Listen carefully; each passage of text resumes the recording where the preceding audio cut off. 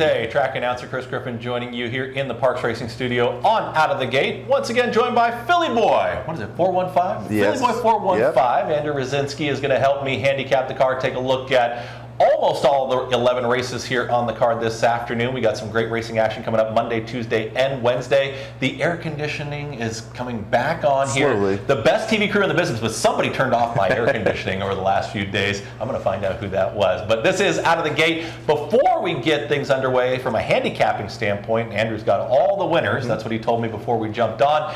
Let's take a look at some of the winners from last week right here at Parx. So this is the Parx Playback. Parx Playback time. Here we go. Monday action. Reel them in. Oh, we got a big winner here. Rainbow Trout off the layoff for trainer Kate DeMasi, and Sylvester Gonzalez up for the win. The big boss was Bossman Jones. Legendary Silks with Jose Gomez up for the ride. Trainer John Service with the win. Bouncing like a pelota. Just bounding away easily for trainer Jamie Ness. Ruben Silvera like a freight train through the stretch. Tuesday time, my Jack's American Pie. Jeremy Laprida had to last the long stretch run and just holds on for trainer Ron Dandy. Coffee, coffee, coffee. Barista Vixen for trainer Bobby Moscow, who has some serious horses this season, picks up another win on the week for Jose Gomez. Shine bright tonight. No. Shine bright tonight. Well, every day, Flashing Diamond and the Hall of Famer, Frankie Pennington, give Jacinto Solis a top-notch winner. Ardeen, Ardeen, Ardeen, Ardeen. Ardeen and Andrew Wolfson for Howard Brown Jr. makes the move to 2 turns, a winning one. And Ruby Blue, what else can you say? A Pennsylvania bred that's easy to root for, approaching $800,000 in earnings. And Kendrick Carmouche from Penny Pierce wins another one. Have a great week. There's the Parx Playback, and there's the weekly wrap-up. Don't forget to head on over to Instagram, Parx_Racing. Check out all the winners, all the horses, the post positions they won from as well, trainers and jockeys. Each race on each race day here, Mondays, Tuesdays, and Wednesdays, sometimes on Saturdays as well. Andrew Rdesinski is going to be handling all the handicapping. I'll be doing it during the live show. But Andrew, first talk about the card, 11 races on the turf as well. Kind of a quick overview before we dive into the card. Yeah, this card is pretty deep all the way through. 2 turf races, first day of turf racing of the year, and I think there's just a lot of valuable winners everywhere throughout the card. When you're taking a look at value, I mean, are you looking for prices? Are you trying to find in some of those exotic sequences, some of the multi-legs? What wagers were you taking a look at? I really like the middle part of the card, but most importantly, kind of the beginning of the Philly Big Five. All right, we're going to talk to Andrew about almost all the races here. Let's talk about race number 1, $5,000 claiming race in here. 1 mile is the distance. You're going to go 5-3-1. That's going to say, it should say Andrew selection. Those are your picks, but 5-3-1 in here. Hey Buck is going to be the top choice, big class drop. Oh yeah, the big class drop. The horse didn't really show too much in the allowance races or the handicap races. Pat Farrow, Andy Hernandez, the Bug Boy, still gets the early lead. Should be lone speed, and on the class drop, the class should just outweigh this field. Have no fear. That's actually my top choice in that race as well there in race number 1. We're going to talk about race number 2 during the open of today's show. But race number 3 is 1 mile and 70 yards, a $10,000 claiming race in here. Taking a look at this spot. We know this level quite well, too, at the 10,000. Who did you like here in today's third race? I like the Catalano runner, Swan's Kingdom, with the Bug Boy Barbosa. I like a lot of apprentices that are around this Mid-Atlantic area right now. This horse also shows a little bit of speed. If the horse can run back to its race 3 back, this horse could easily win this race. Yeah, taking a look at Swan's Kingdom. My top choice again. Look at we are in sync right now as far as our selections, but Andrew's got more winners coming your way here in just a moment. But let's check out, you've been to our YouTube channel, right? Oh, you hit that subscribe. Let's find out more about YouTube.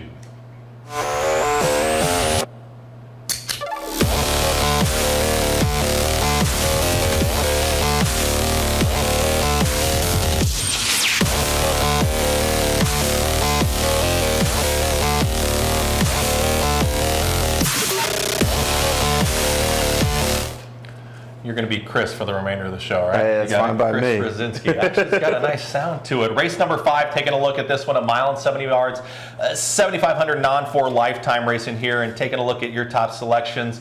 We've actually got a video replay that we're going to show here in just a moment, but talk about the 6 Wild Union. I love this horse. Love this horse. It's my second best bet of the day. Okay. I think if this horse runs back 2 back, which is the replay will show, this horse beat Private Network, which is going to be one of the favorites in this field, and then you get Abner Adorno, who runs down Private Network in this race as well. Yeah, what do you think about the separation? I mean, these front 2 are well clear. How much do you take into account that kind of effort into your handicapping?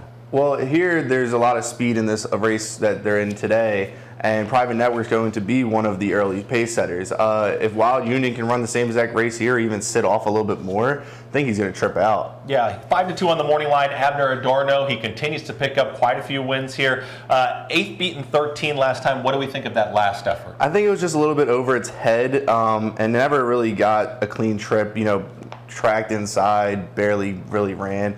Plus, Adorno didn't ride that day. Dexter Haddock did. No knock to Dexter. I love Dexter. But Adorno fits this horse better, and I think that the reunion will be a winner. We'll talk about the Philly Big 5 plenty, but when you're taking a look at a race like this, is there a sequence here? Is there a wager that you do like, kind of build the bankroll a little bit as we get closer to that Philly Big 5? I think the best way to build bankroll today is just rolling daily doubles, honestly. The pick 4s are going to be decent. I think they could be a little on the chalky side, you know, as a gambler aspect, but daily doubles are going to pay pretty well today. TV crew is laughing because they call me Chalk. That's my nickname in here, but we'll see if it does end up being chalky here this afternoon. Race number 6, a mile and 70 yards, $12,500 claiming race in here. Taking a look at, now we go separate ways, but this is your top pick in here. You like the 4 going on? Yeah, first off the claim for Freddie Velasquez, which is, you know, a telltale, you know, winning formula. He's been doing this for decades, and you get the Jonathan Ocasio, who's, you know, not riding as much since losing the apprenticeship, but I think this horse is in a good spot. Off the claim, raises up in class level, you know, going for a 12-5 tag. You know, it hasn't won at Parx yet, but I think today might be the day. Does step up, beaten favorite last time out, off of that second place finish. 4-year-old filly. We'll see if she gets the job done there in race number 6. We're going to talk about the Philly Big 5. We're going to talk all about the Philly Big 5, but we got a chance to catch up with trainer Clarence B. King on the backside here, and this is a great interview. Check it out right now. All right, so 1979, I was born in Kingston, Jamaica, Jubilee Hospital to be exact. My early childhood was grew up in Kingston 2, which is eastern end of the country. My father was the first one that, let me use the word indirectly, introduced me to horse racing, because he had musicians, jockeys, and people who come by the house. And I would hear them talk about horses, and it would get them excited. I would hear them, oh, go, go, go, go. And as a child, I was very curious, like, what kind of fun is this? Like, they're just sitting in a chair and just having this ecstatic fun, so I want to know what this is about. Growing up in Jamaica, Clarence King would find ways to see the horses. I remember hooking up with a neighborhood friend and steal away to the track on early morning, and he said this is the time they get out, getting there and seeing the horses and just hearing them and watching the ecstaticness of everybody being there. I got hooked into it. So every morning I would jump that truck on the truck, get over there, see the horses, then get back to go to school. Clarence King talked about sports and the passion in Jamaica. Jamaicans are proud, they're proud. So the fanfare of being around a horse and associated with a winner, it's in any of our sports. It's not only racehorsing, but in track and field or in soccer. But in racehorse is that epitome of competing against 16 or 13 horses and you are the number one. You get that neurality that today, yeah, me, I'm the winner for that one. And that, I don't care. They don't care if they're barefoot or they don't have a pants, but getting that horse to the winner's enclosure is that ecstatic feeling, that it's a euphoric feeling that the joy cannot count. You can't, you can't count that joy. Who were some of his favorite jockeys growing up? And for this, I might take this out because my art time, and I know I'm going to get cussed out for this, but my favorite jockey was always been Trevor Simpson.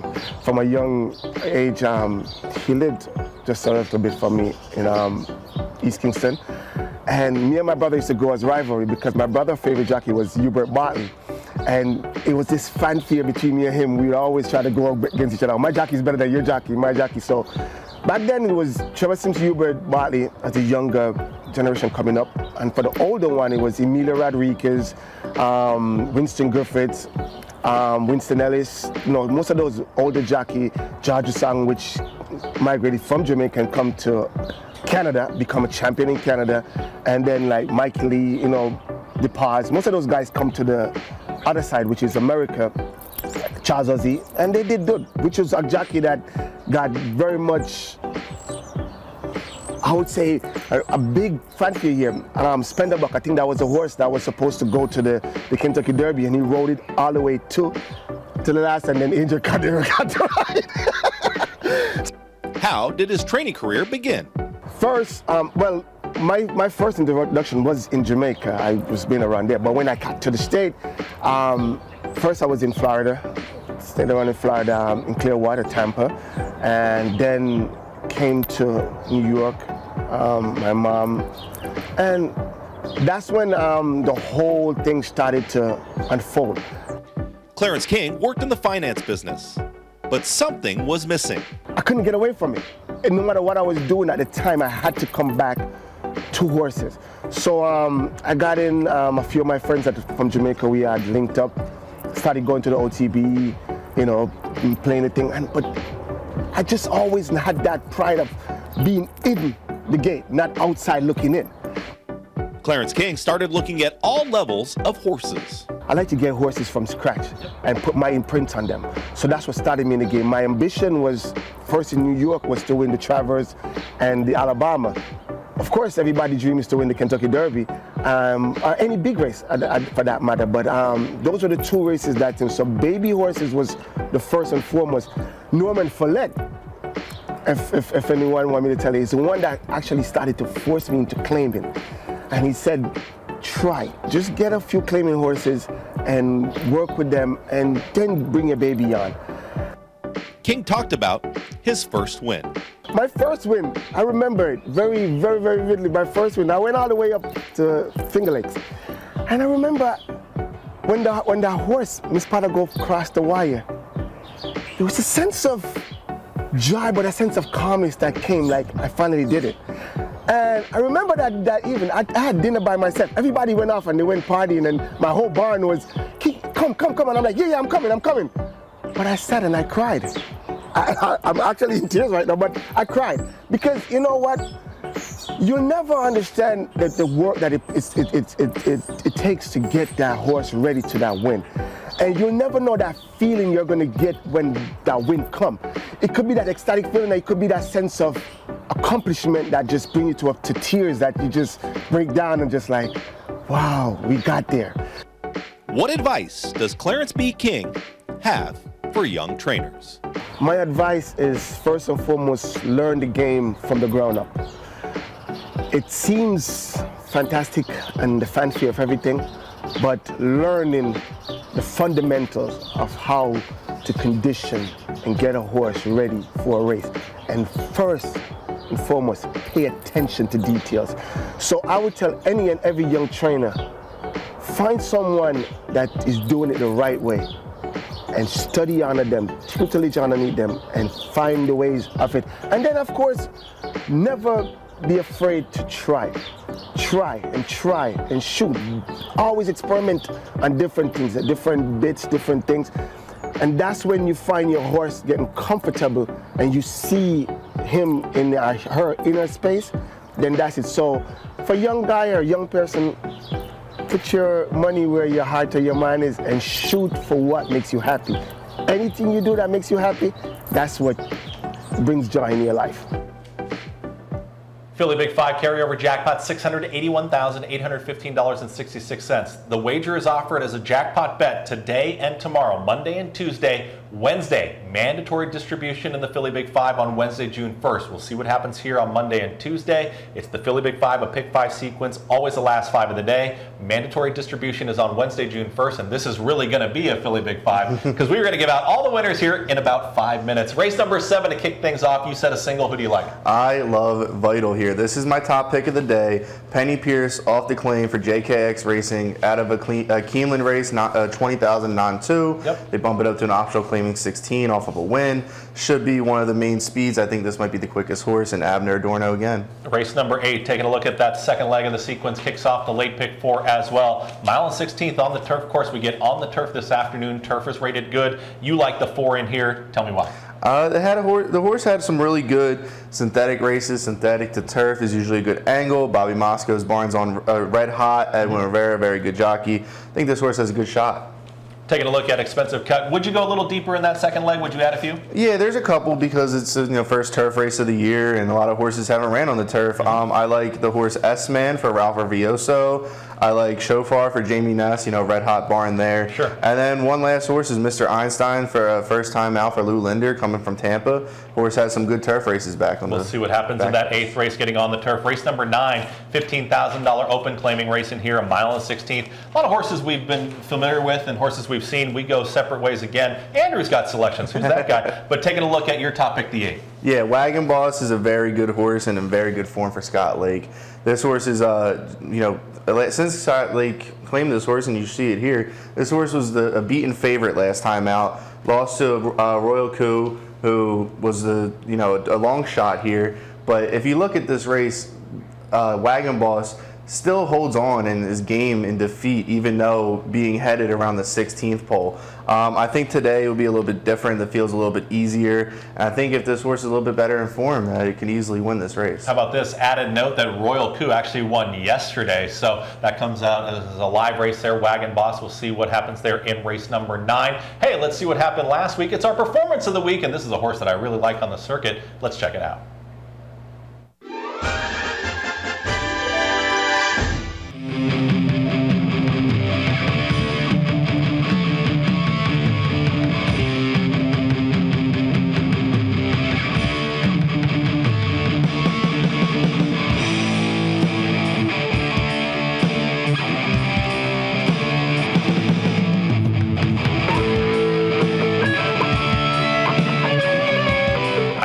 That horse Farmo Power. We'll see how he continues to progress here at Parx. Race number 10, back on the turf, 7.5 furlongs is the distance, and we both agree in this race as well.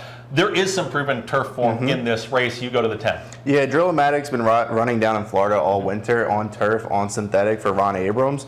Ruben Silveira takes him out here. This horse won 3 back at 18-1 down at Gulfstream, and an optional claim is 16,000. Should be tough in this spot. We're going to see a turf race earlier on the card. Can you take much from seeing one race on the turf and saying, closers are going to have a good day or front end speed or anything like that early on like that? It's tough, but if there's an obvious bias, then yes, I could do it. Hopefully, it's favoring a little bit of a closer, so Drill-O-Matic could win the race 10. Yeah, a little bit of moisture, got a little weather over the weekend, so a good turf course. Just a reminder, and there's 2 turf races in that sequence there in the Philly Big 5, so make sure you chase it there with that big carryover jackpot. 11th and final to close things out. Gonna scratch your top choice in there, so now you end up on the 6. Would you spread in here? This looks like a tough end of the sequence. Well, if you want to take down the big carryover before Wednesday, you're going to have to probably spread in this race to have your options. So I do like the 6, put the glass down for D. Curry and Abner Adorno. I also like Hooray for Harvey for Harold Weiner, Louis Rivera. Yep. And then finally, I also like the 2.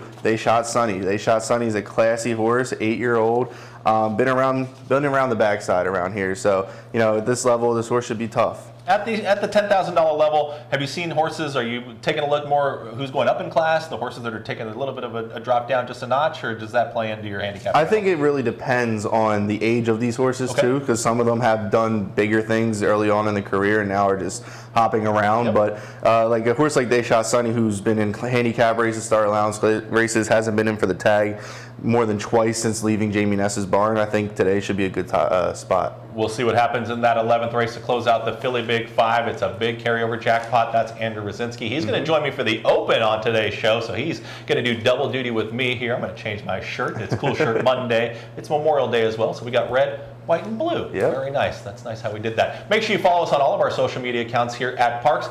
On Twitter, at Parx Racing, at In the Grandstand on YouTube. Make sure you hit that subscribe. You can follow us on Facebook as well, Parx Racing. And on Instagram, Parx_Racing. We got some great racing action coming up. The Philly Big 5, again, it's offered today and tomorrow as a jackpot. Wednesday, a mandatory distribution. Enjoy this week of live racing. And Andrew, where can they find you again on social? Philly Boy 415 on Twitter. Philly Boy 415. Thanks to Andrew for joining me. We're out of here on Out of the Gate.